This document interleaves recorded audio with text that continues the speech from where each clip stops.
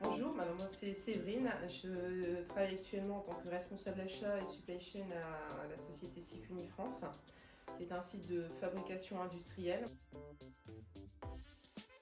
Au niveau des achats, il faut savoir que même si la réduction des coûts reste une mission importante, il y a vraiment d'autres contributions qui sont demandées, parce qu'on va participer aussi au développement de l'entreprise, mais aussi à la sécurisation, à la gestion des risques aussi liés aux fournisseurs. Au niveau de la prise de poste, quand on arrive en fait en entreprise, à ce poste-là, c'est vraiment de faire un état des lieux, vraiment de savoir quels produits en fait on va gérer, comment fonctionne l'entreprise, les process, vraiment les rouages en fait, vraiment avoir une vision, ce qui nous permettra en fait de dégager en fait des priorités pour justement cette sécurisation des produits. Si on reprend en fait la partie négoce, à ce niveau-là, on va aussi passer par une phase de sourcing.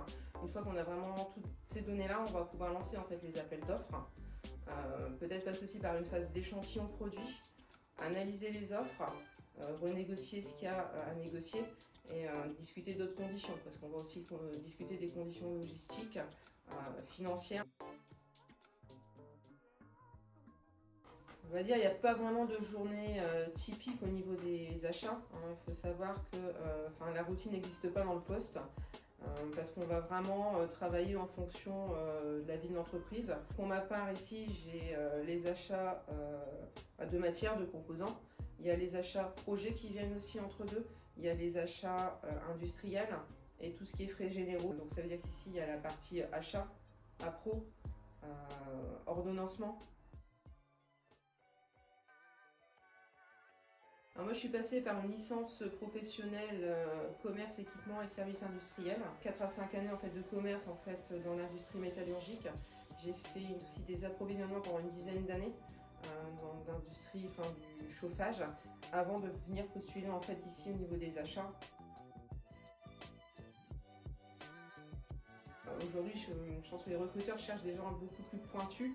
Et si vous cherchez aussi bien des petites entreprises que des grands groupes, aujourd'hui, l'idéal serait de partir plus sur un master, un bac plus 5 en commerce, mais avec peut-être cette spécialisation achat si vous voulez vraiment aller vers ce secteur-là. Si vous partez vraiment en commerce international, vos interlocuteurs, forcément, vous allez aller en Allemagne, vous allez aller en Chine, vous allez avoir d'autres cultures. Le minimum à avoir, c'est vraiment la maîtrise de l'anglais, l'anglais technique surtout. Donc c'est vrai aussi au niveau de la prise de poste aussi, faire vraiment le point sur les mots techniques, des prédispositions.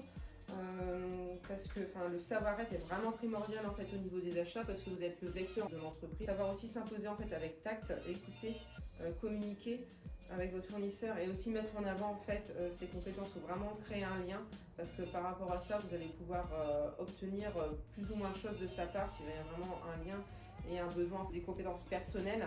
Je veux dire au-delà d'être réactif, résilient parce qu'il faut pouvoir réagir rapidement dans certaines situations, s'adapter à toutes les situations.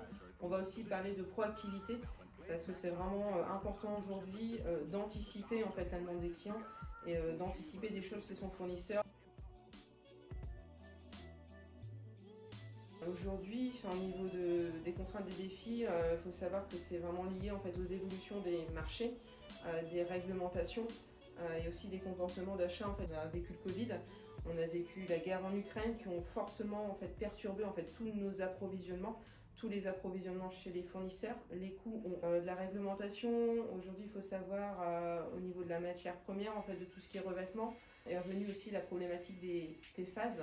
En fait, ce sont des composants qui vont être interdits en fait, d'ici peu.